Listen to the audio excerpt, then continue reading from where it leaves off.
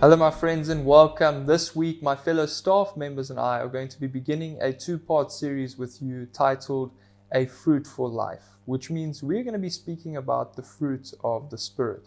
Now we find the fruit of the Spirit in Galatians 5 verse 22 and 23, and I'm going to be reading out of the ESV translation, and it goes on to say, "But the fruit of the Spirit is love, joy, peace, patience, kindness, goodness, faithfulness, gentleness, self-control.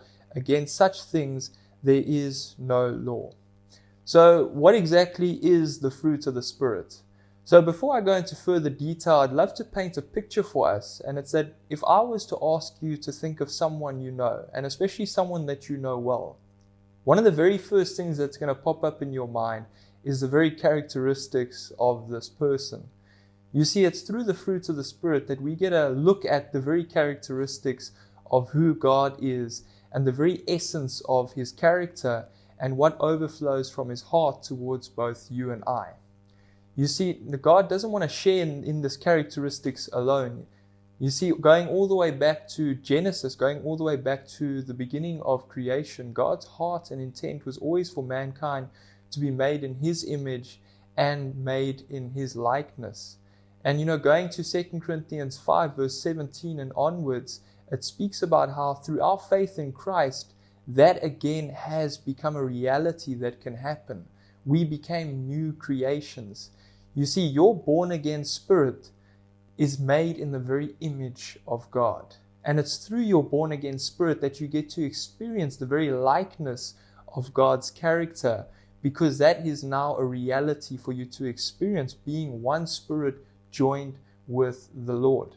And so the question is posed, how do we experience this and see it operate in our everyday lives?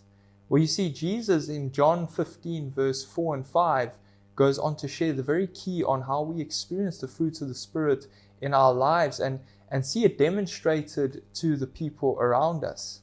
So it goes on to say, "Abide in me and I in you. As the branch cannot bear fruit by itself unless it abides in the vine, neither can you unless you abide in me. I am the vine, you are the branches. Whoever abides in me and I in him, he it is that bears much fruit. For apart from me, you can do nothing."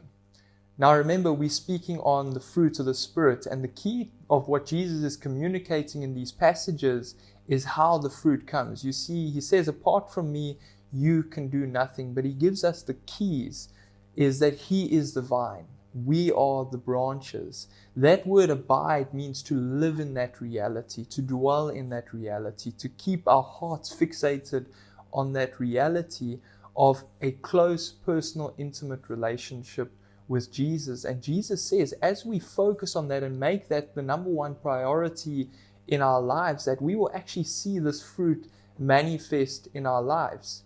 Why? It's because by beholding Him and beholding those very characteristics from His heart that overflow towards us, Jesus has given us a promise that you will see that effortlessly overflow to the people around you.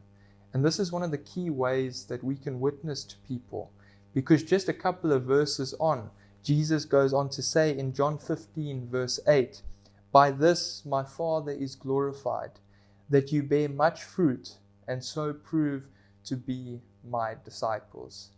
You see, we've been called to a life of being ambassadors of Christ, which means one that represents.